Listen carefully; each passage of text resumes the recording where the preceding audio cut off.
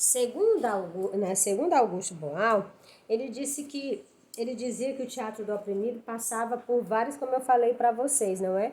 Ele passava por várias formas e técnicas. E uma dessas formas assim que se destacou foi o teatro jornal. O que seria esse teatro jornal, não é? Foi uma forma de ação teatral desenvolvida por Boal no teatro de arena. O que foi que Boal percebeu? A princípio, para que vocês entendam numa linguagem bem própria, bem nossa mesmo, bem mais pertencente a nós. Ele percebeu que o jornal, ele passa suas notícias, mas ele tem aquela técnica pronta, própria, formuladinha, toda organizada. Ele prioriza uma temática central e geralmente a notícia, ela chega a nós podada, né? Podada. Aparada ali algumas pontas, geralmente não são tão aprofundados os temas como deveriam. Eles se apropriam apenas daquela parte, infelizmente, não é? Porque a jornal, reportagem, jornalistas, eles são imparciais. Mas é claro que eles trabalham para empresas, não é? E essas empresas, é claro que elas têm a sua forma de pensar, não é? Tem os seus ideais, os seus projetos. Então, o profissional ele tem que aderir àquela linha de pensamento, o que às vezes pode fazer com que a notícia não seja passada da maneira como deveria. Então, o teatro jornal, que era uma dessas formas do teatro do oprimido, essa técnica dele, ela transformava qualquer notícia de jornal em ações teatrais. Aí ele tinha, não é, no entendimento dele, na construção dele, dessa forma que era o teatro jornal, ela era dividida em leitura simples, leitura cruzada, leitura complementar, leitura com ritmo, ação paralela, improvisação, histórico e reforço. Eu vou apresentar para vocês aqui as 4 primeiras. E aí depois vocês, não é? Busquem informação sobre as 4 últimas. Ação paralela, improvisação, histórico e reforço. A leitura simples como o próprio nome já está dizendo, é simples. Eles pegavam uma notícia que estava em destaque e eles trabalhavam essa notícia e eles faziam a leitura dessa mesma notícia, mas sem aquele rebuscamento de um telejornal, sem aquela postura televisiva daquele jornalista que fala distante daquela notícia, até mesmo porque se ele não se tornar distante, não é? Se ele não falar com imparcialidade, aí a notícia já fica comprometida, não é? Aquela coisa do você embalar o produto na embalagenzinha que lhe é oferecida. Você não escolhe o papel de presente com o qual você vai embrulhar a notícia. O papelzinho de presente vem para você pronto, você embrulha a notícia e entrega para o telespectador, para o leitor, para o ouvinte. Aqui a proposta dele, essa leitura simples, não. Você pega a notícia e você faz a leitura dela, à sua maneira, sem rebuscamento, sem aparos, não é? Sem aquela impostação daquela voz, não. É uma leitura pura e simples da mesma. Leitura cruzada. Essa leitura cruzada, ele fazia o seguinte, a proposta você pega uma única notícia, mas essa mesma notícia, ela foi veiculada por dois, por exemplo, canais de TV, não é? Diferentes, certo? Ele pega a mesma notícia e as fontes são diferentes. Para que vocês entendam, fonte da emissora A, fonte da emissora B, uma mesma notícia. Por exemplo, algo relacionado com o nosso momento político hoje. Algo relacionado com a nossa saúde hoje.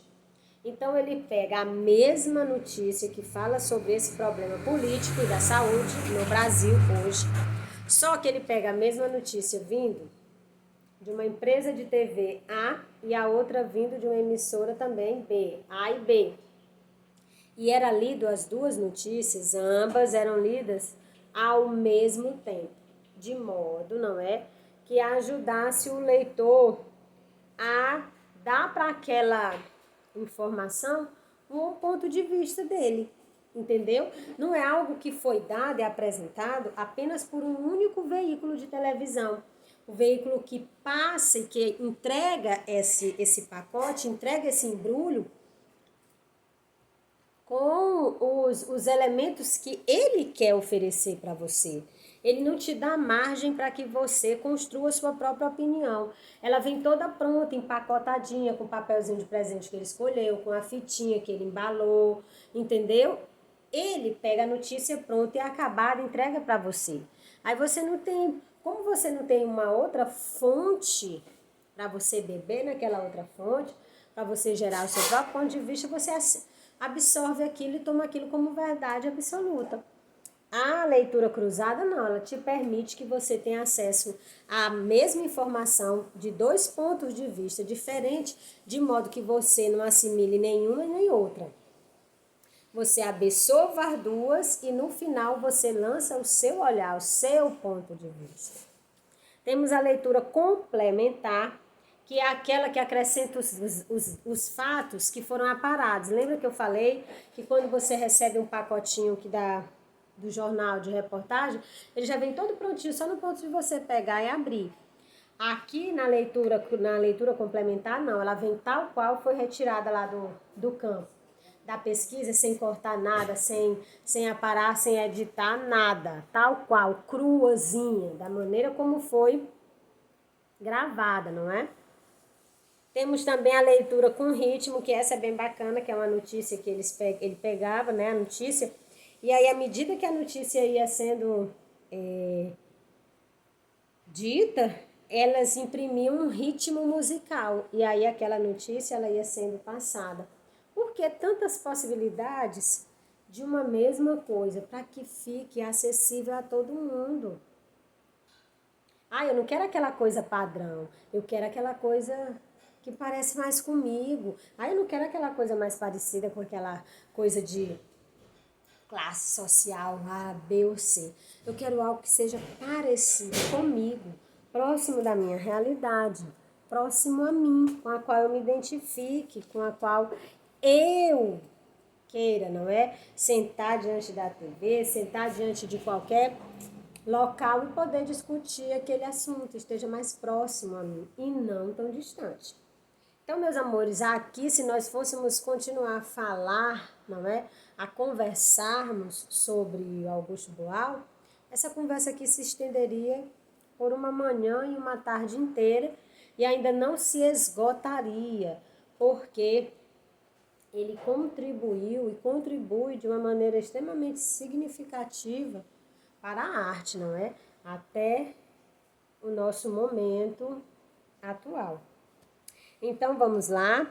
Livro aberto na página 58. Aqui nós vamos dar continuidade e fechar esse capítulo. A rua é o lugar da linguagem. Nós estamos falando de várias propostas de linguagem artística, várias maneiras de tratar determinado assunto, só que de um ponto de vista artístico, e esse ponto de vista artístico, ele não tem uma única linguagem.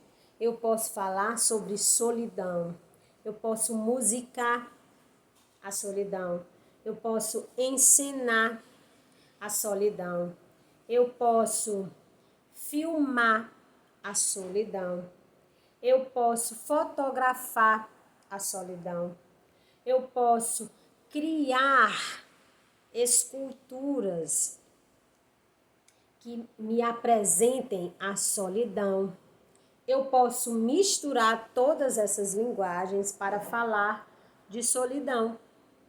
Então, qualquer lugar é um lugar próprio para a linguagem artística. E aqui a rua especificamente será o nosso objeto de estudo hoje. Como é que a rua, o espaço público, aqui rua, não é uma rua do nosso bairro, não. Estou falando rua enquanto espaço público. O que o espaço público pode nos oferecer em termos de arte?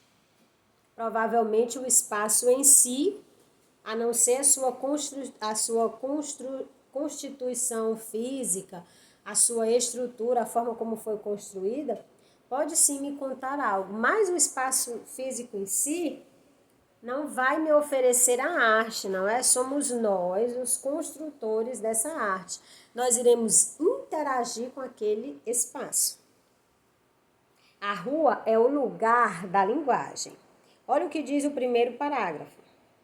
Vimos que a arte pública pode estar por todos os lados, em sua cidade ou em outras localidades que você poderá visitar. São instalações, esculturas, intervenções urbanas, pinturas em fachadas de prédio e outras ocorrências também da linguagem das artes cênicas e audiovisuais, como projeções artísticas. Meus artistas, suponhamos, não é, que fosse permitido, o que não é óbvio. Hoje a palavra de ordem chama-se isolamento, ficar em casa. Mas suponhamos que fosse possível irmos, não é, para a Praça da Bandeira, no centro da cidade, não é? Um ponto referencial comum a todo mundo. Todos conhecem, não é? De uma forma direta ou indireta, a Praça da Bandeira e o quanto que ela é importante para a construção, não é, da nossa história. Como ela faz parte, como ela é um elemento constituinte extremamente importante para a construção da história do Piauí. Então, suponhamos que nós pudéssemos colocar em prática esse pensamento de Augusto Boal, as ideias dele, não é? Pega tudo isso que está te oprimindo, que está te calando, que está te sufocando, que está te limitando. E agora você vai extrapolar, você vai botar tudo para fora. E aí você vai procurar um espaço onde caiba toda essa tua emoção que está reprimida, essa tua tristeza que está reprimida, essa tua frustração, ou então essa tua alegria, porque isolamento não é tristeza, não é essa solidão. Isolamento também, esse isolamento é um momento oportuno para que você crie nas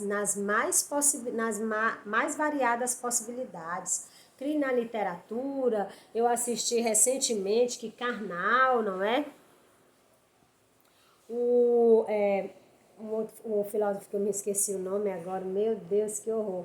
Mas eu assisti agora recentemente Karnal dizendo que está escrevendo livros. Pondé também está escrevendo, não é? Cada um dentro dos seus conhecimentos estão vendo nesse momento um momento ímpar para uma produção riquíssima, não é? Tem pessoas que estão buscando em si mesmo coisas que nunca pensaram fazer, desenvolvendo, pensando em projetos, elaborando projetos que não pensavam fazer antes e que agora tem essa oportunidade. Então, o isolamento não é só esse sufocar. Mas suponhamos que nós fôssemos convidados, voltando para o nosso assunto, para colocar isso para fora de uma maneira artística, não é? E nós fôssemos usar a Praça da Bandeira. Meus amados, a Praça da Bandeira não caberia toda a nossa explosão criativa e imaginativa para colocar para fora. Esse é um momento que estamos experienciando aqui na nossa carne, entendeu? Então, tudo que diz respeito a nós e que nós estamos vivendo, não passa sem deixar um significado. E aí você não caberia, meus amados. Ali dentro daquela Praça da Bandeira não iria caber. E os trabalhos que sairiam seriam trabalhos altamente impactantes e significativos, com o qual o público, não é? Suponhamos que já estivesse no quadro dessa nova normalidade, suponhamos que o público ali seria algo tão impactante, tão profundo, que as pessoas que passassem por ali não iam passar sem se deixar tocar e sem querer tocar, sem querer fazer parte dessa produção. Então essa é uma das características dessa arte que nós estamos falando aqui, dessa arte urbana. Ela trabalha com a possibilidade participativa do observador. O observador não está ali apenas como um observador, ele está ali como um observador, mas com um potencial agente transformador importantíssimo e de extremo significado. E que aquela obra, até então inacabada, vai ter o seu resultado final com essa intervenção. Então, essas obras de intervenção urbana, elas também têm essa proposta.